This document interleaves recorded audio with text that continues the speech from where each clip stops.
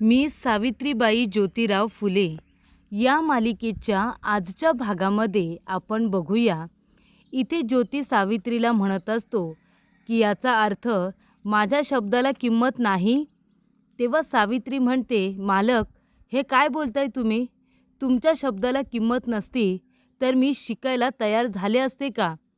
घरच्यांच्या विरोधात जाऊन मी अक्षरं गिरवले, रात्रीचा दिवस केला. दिवसभर काम करून रात्री जागून मी इथे सराव करत होते. तुम्ही म्हणालात तसं शिक्षण घेत होते ना. घरातल्या लोकांनी टोमणे मारले, माहेरचा रस्तासुद्धा दाखवला, तरीसुद्धा घाबरले नाही. शेतामध्ये येऊन त्या मातीमध्ये सुद्धा अक्षरं गिरवली, फुलांनी सुद्धा अक्षरं तयार केली. एवढं समद केलं कुणासाठी? तुमच्यासाठीच ना. तरीसुद्धा म्हणताय की तुमच्या शब्दाला मान नाही म्हणून. तेव्हा इथे ज्योती म्हणत असतो, एवढं सगळं तू केलंस, मला तर असं वाटतं हे सगळं तू मनापासून नाही, फक्त दाखवण्यापुरतं केलंस. फक्त दिखावा होता, हे सगळं मनापासून तू केलं नाहीस. तेव्हा इथे सावित्री म्हणत असते, इतके प्रयत्न केले, एवढं सगळं केलं आणि तुम्ही म्हणताय की फक्त दिखावा म्हणून केलं. म्हणजे माझ्या कष्टाची ही किंमत केली तुम्ही. तेव्हा ज्योती म्हणत असतो, मग का शिकत नाही आहेस? शिक ना मग.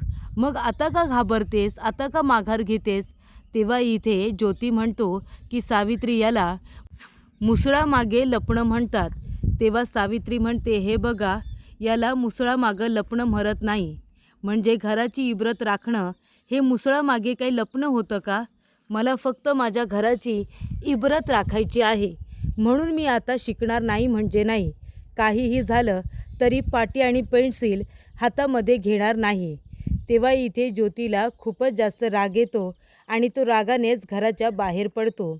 तर इथे सगळ्या ब्राह्मणांची सभा भरलेलीच असते. एका ब्राह्मणाला मोठं करण्यासाठी बाकीचे चमचे तिथे असतातच.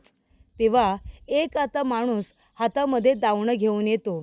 तेव्हा इथे गंगाधर शास्त्री म्हणतात, हे काय म्हणतं, हातामध्ये तुमच्या ही दावणं कसली? तर रामा गवळ्याने त्याच्या 2 गाया आता देवासाठी सोडल्या. तेव्हा काय, आता त्याचीच इथे मज्जा झाली ना. त्या लोकांना तेच हवं होतं.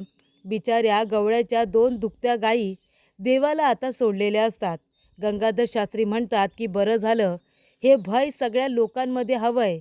म्हणजे काय होईल, जेव्हा जेव्हा लोक आता त्या गाया बघतील ना, तेव्हा त्यांना आठवेल की त्यांनी काय चूक केली आणि कशा पद्धतीने शास्त्रानुसार त्यांना शिक्षा दिली. आणि ही भीती सगळ्या लोकांच्या मनामध्ये हवी आहे. तेव्हा इथे लोक म्हणत असतात, तर अहो तुम्ही जी शिक्षा देता ती बघून तर नानांची आठवण होते. तेव्हा इथे दुसरे ब्राह्मण म्हणतात, नाना म्हणजे कोण? ते म्हणतात, काय हो, पुण्यात राहून तुम्हाला नाना कोण आहेत ते माहिती नाही? तेव्हा इथे लगेचच गंगाधर शास्त्री म्हणतात, नाही, अहो ते कुठे, मी कुठे, पण प्रयत्न मात्र तोच आहे. त्यांनी कसं प्रत्येक ठिकाणी जिथे जिथे होते लोकांना स्वतःच्या धाकामध्ये ठेवलं, बरोबर ना. चुकी करणाऱ्याला, धर्माच्या शास्त्राच्या विरोधात जाणाऱ्यांना बरोबर त्यांनी शिक्षा सुनावली शास्त्रानुसार. शास्त्राची भीती, धर्माची भीती प्रत्येक माणसाच्या मनामध्ये जिवंत ठेवली आणि आपल्याला सुद्धा तेच करायचं आहे. अहो पेशवाईमध्ये प्रत्येक माणसाला शिक्षा देण्याचा अधिकार होता आणि तेच दिवस आपल्याला परत आणायचे आहेत आणि त्यासाठीच आपण प्रयत्न करायचे, असं इथे गंगाधर शास्त्री म्हणत असतात. तर इथे आता ज्योती घरी येतो. तयार वगैरे होऊन तो शाळेत जायला निघालेला असतो. पण इथे सावित्री अजून झोपलेलीच असते. ज्योती म्हणतो, सावित्री मी निघतो हां. आणि तेव्हा सावित्रीला झोपलेलं बघून ज्योती म्हणतो, हे काय झालं, सावित्री अजून उठली का नाही आहे? तेव्हा ज्योती तिचा ताप चेक करतो. तेव्हा तिचं अंग खूपच गरम असतं. सावित्रीला खूप ताप आलेला असतो. तेव्हा ज्योती म्हणतो, अरे देवा, इथं तर सावित्रीला खूपच ताप आला आहे. तेव्हा तो आता किचनमध्ये जातो. तिथून टोपामध्ये पाणी आणि त्याच्यामध्ये मीठ टाकून थंड पाण्याच्या पट्ट्या तिच्या डोक्यावरती ठेवत असतो. तेव्हा ज्योती म्हणत असतो, इतक्या वर्षांमध्ये कधीही तिच्याबरोबर मी इथे भांडण केलं नाही, पण काल मी तिच्याबरोबर भांडलो आणि त्याच्यामध्ये काल जे काही आता गवळ्याच्या सुमनबरोबर झालं, तिला ज्या पद्धतीने शिक्षा दिली ते सगळं सावित्रीने डोळ्याने बघितलंय आणि त्यामुळे तिने धसका घेतलेला दिसतोय. आणि त्याच्यामध्ये मी सुद्धा तिच्याबरोबर वाद केला, हे माझं चुकलंच आणि त्याच्यामुळेच तिला हा ताप आला. तेव्हा ज्योती म्हणतो, तिच्यासाठी काहीतरी करायला हवं. काय करू काय करू? तांदळाची पेज करतो. तांदळाची पेज केली, ती जरा पोटात गेली तर सावित्रीला ताकद येईल. तेव्हा तांदळाची पेजच करतो. तेव्हा इथे ज्योती एका टोपामध्ये थोडे तांदूळ घेतो, पाणी घेतो आणि बरोबर इथे आता चुलीमध्ये आग वगैरे पेटून इथे आता त्याने पेज ठेवलेली असते. आणि नंतर काय, लगेच भाकरीसुद्धा करायला घेतलेली असते. भांड्यांचा आवाज आल्यामुळे सावित्रीला जाग येतो. सावित्री म्हणते, कोण आहे तिथे स्वयंपाकघरात? आवं आवं. सावित्रीमध्ये त्राणसुद्धा नाही आहे, किती जोरात ज्योतीला आवाज देऊ शकेल. ती आता आवं आवं म्हणून आवाज देण्याचा प्रयत्न करत असते. तिला वाटतं, कोण आल्यात? सासूबाई आल्या का? ताईसाहेब आल्या का? तेव्हा तिच्या अंगामध्ये त्राण नसतानासुद्धा ती आता उठून स्वयंपाकघरामध्ये आलेली असते. आणि तेव्हा बघते तर काय, ज्योती आता चुलीजवळ बसलेला असतो आणि तो भाकरी करत असतो. तेव्हा इथे सावित्री म्हणते, आवं हे काय करताय तुम्ही? तुम्ही चुलीजवळ बसलात आणि काय भाकरी करताय की काय? तेव्हा ज्योती म्हणतो, हा मग काय झालं? मी चुलीजवळ बसलो तर चूल काय मला चावणार आहे? ती काय म्हणते की माझ्याजवळ बसू नको म्हणून. बायकोला बरं नसलं तर नवऱ्याने चुलीजवळ बसायचं नसतं का स्वयंपाक करण्यासाठी? तेव्हा सावित्री म्हणते, आवं काय करताय हे? पाप लागल मला. मी असताना तुम्ही स्वयंपाक करताय, चला उठा बाजूला व्हा. तेव्हा इथे ज्योती म्हणतो, मला ना काही कळतच नाही. शिक्षण घेतलं तर पाप लागणार, स्वयंपाक केलं तर पाप लागणार, बोललं तर पाप लागणार, श्वास घेतला तर पाप लागणार. माणसाला माणसाप्रमाणे जगता येणार आहे की नाही?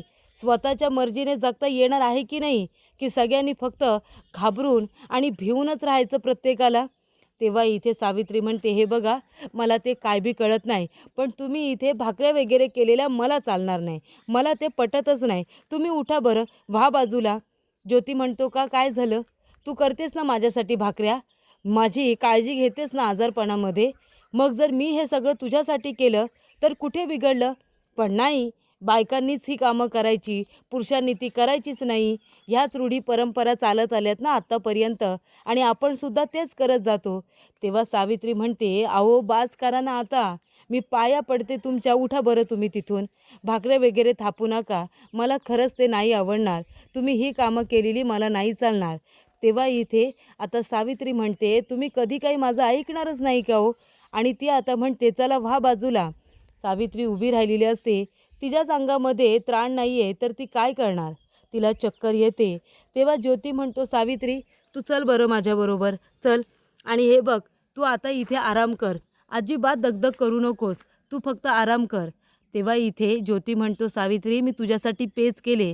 ती म्हणते, अहो मालक कशासाठी करताय एवढं समद? मी तुमच्यासमोर हात जोडते, पाया पडते तुमच्या, तुम्ही हे समद करू नका, मला नाही आवडत. तेव्हा इथे ज्योती म्हणतो, सावित्री अगं जेव्हा मी आजारी असतो तू माझी काळजी करत नाही का? ही सगळी कामं तू माझ्यासाठी रोज करतेस ना, मग एखाद दिवशी मी केलं तर काय झालं? तेव्हा सावित्री म्हणते, मालक हे समद कशाला करताय? किती घ्याल माझी काळजी? तेव्हा ज्योती म्हणतो, हा मग काय झालं? तू रोज करतेस, मी कधीतरी करतोय. तेव्हा आता ज्योती म्हणतो, मी जातो तुझ्यासाठी पेज घेऊन येतो. तेव्हा ज्योतीने पेज आणलेली असते. तो म्हणत असतो, हे बघ तुझ्यासाठी मी गरमागरम पेज करून आणले, आता ही खा आणि सांग अळणी आहे का? अळणी असेल तर मीठ मागून घे, मीठ टाकू त्याच्यामध्ये, आणि खार असेल ना तर काहीच बोलू नको, मग गपचूप खायची. असं इथे ज्योती आता सावित्रीला म्हणत असतो. ज्योती सावित्रीला स्वतःच्या हाताने पेज भरवतो, तिला पेज पाजत असतो.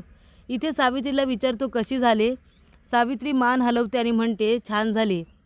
आपला नवरा आपल्यासाठी एवढं सगळं करतोय हे बघितल्यानंतर सावित्रीचा ऊर भरून आलेला असतो, तिला रडायला आलेलं असतं. तेव्हा ती रडत असताना ज्योती म्हणतो, हे बघ तुमच्या ना बायकांचं हे असं असतं. सावित्री तुम्ही काळजी करणारा नवरा बघितलेलाच नाही आहे. नवरा म्हटलं की काय तर बायकोवरती हक्क गाजवणार, हुकूमत गाजवणार, तिला ए ग जा ग, ठोकू का ग एवढंच बोलणार, बरोबर ना? काळजी करणारा नवरा बायकांनी बघितलेलाच नाही आहे, म्हणून तुमचं हे असं होतं.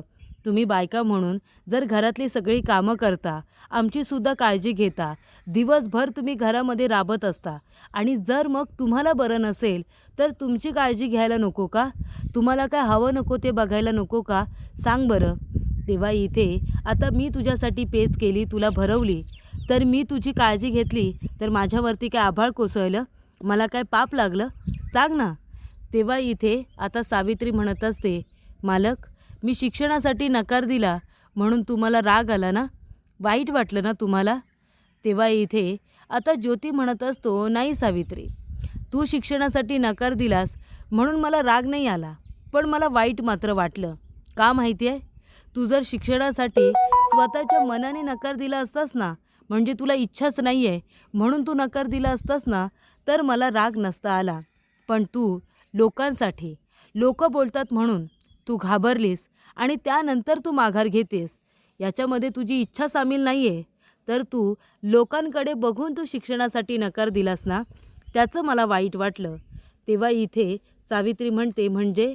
तेव्हा ज्योती म्हणत असतो की सावित्री, अगं इथे परंपराच चालत आलेली आहे की बायकांना आहे ना दाबून ठेवायचं, स्त्री शिकता कामा नये आणि त्याचबरोबर उच्च वर्णांनी शिकायचं, बाकी आपल्यासारख्या लोकांनी शिकायचं नाही आणि स्त्रियांनी तर अजिबातच नाही. बरोबर ना? स्त्रियांनी फक्त काय करायचं? त्यांनी शाळेत शिक्षण घ्यायचं नाही, फक्त घरातल्या कामांचं शिक्षण घ्यायचं. शेतामध्ये दिवसभर राबायचं, घरची सगळी कामं राबूनच करायची आणि तरी पण त्यांना घरामध्ये मान दिला जाणार नाही. मग काय करायचं? तर त्यांच्यावरती हुकीमत गाजवायची, त्यांना सतत धाकात ठेवायचं, दाबात ठेवायचं. म्हणजे मग काय होतं? तर ती काहीच बोलत नाही, ती सरळ राहते, सरळ वागते, पण ती दबावाखालीच ना. म्हणजे हे लोक आपल्यावरती गुलामी करतात आणि आपण बायकांवरती गुलामी करायची. हेच चालू आहे ना आत्तापर्यंत. ब्राह्मणांनी काय केलं? स्त्रियांना शिकू दिलं नाही. स्त्रियांनी शिकायचं नाही, कारण घरातली स्त्री जर शिकली मग ती कुठल्याही जातीतली असू दे, पण स्त्रियांनी मान वर काढायची नाही. कारण स्त्री शिकली तर ती विचारेल ना, तिला वाचता येईल की शिक्षण जर घेतलं तर मग ती आरेला कार्य करेल. पण इथे ज्योती म्हणत असतो, पण तुम्ही शिकलातच नाही तर तुम्हाला कळेल कसं की ग्रंथात काय लिहून ठेवलं आहे ते? ग्रंथ कुणी लिहिला? शास्त्र म्हणजे ग्रंथ. हा ग्रंथ लिहिणारा कोण? हे तुम्ही प्रश्न विचाराल ना.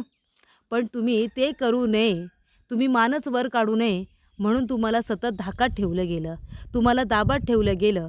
स्त्रियांनी प्रश्न विचारायचे नाही, आरेला कार्य करायचे नाही, ग्रंथामध्ये जे लिहिलं आहे ते खरं की खोटं याच्यावरती प्रश्न विचारायचे नाही आणि म्हणूनच तुम्हाला शिक्षणापासून लांब ठेवण्यात आले.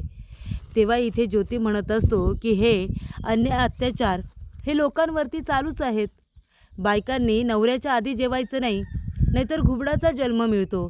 मग त्या बिचाऱ्या घाबरून आधी जेवणारच नाही, कितीही भूक लागली तरीसुद्धा. बरोबर ना?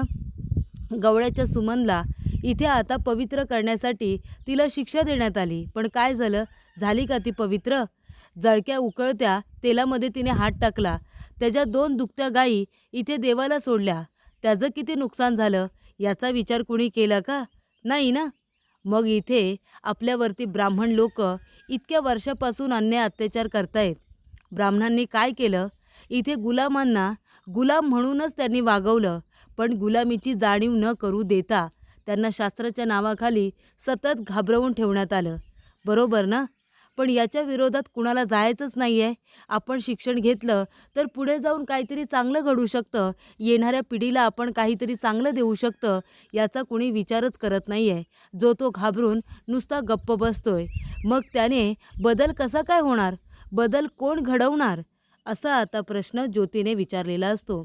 त्यामुळे इथे आता जे काही मनामध्ये गैरसमज होते सावित्रीच्या, ते बाजूला झालेले असतात आणि पुढील भागामध्ये इथे आता ज्योती म्हणत असतो, काय ताप गेला का? माझ्या मागोमाग इथपर्यंत आलीस? तेव्हा ज्योती म्हणते की ताप पण गेला आणि मनातला गैरसमजसुद्धा दूर झाला. आता माझं मन एकदम हलकं झालेलं आहे. आणि तिने पाठीवरती आरंभ असं लिहिलेलं असतं. ती म्हणते बदलच घडवायचा आहे, मग तो मी का नाही घडवायचा? बदल घडणार, असं आता सावित्री म्हणते. त्यानंतर इथे ब्राह्मण आलेले असतात. ते म्हणत असतात की उद्या सत्कारासाठी फुलं आणि हार हवे आहेत. म्हणजे एका शास्त्रीचा मुलगा खूप शिकून त्याला चांगल्या पगाराची नोकरी मिळालेली असते. चांगल्या हुद्द्यावरती तो असतो आणि म्हणून त्याचा सत्कार असतो. तेव्हा सावित्री म्हणते, "हे सुद्धा एवढे शिकतात, मग यांचा सत्कार का केला जात नाही?" तेव्हा गोविंद काका म्हणतात, "त्यांचा सत्कार केला जात नाही, कारण तो काय ब्रह्माच्या मुखातून पडलेला नाही आहे ना म्हणून." असं इथे गोविंद काका सावित्रीला म्हणतात. तेव्हा सावित्री त्या गोष्टीचा आता विचार करत असते.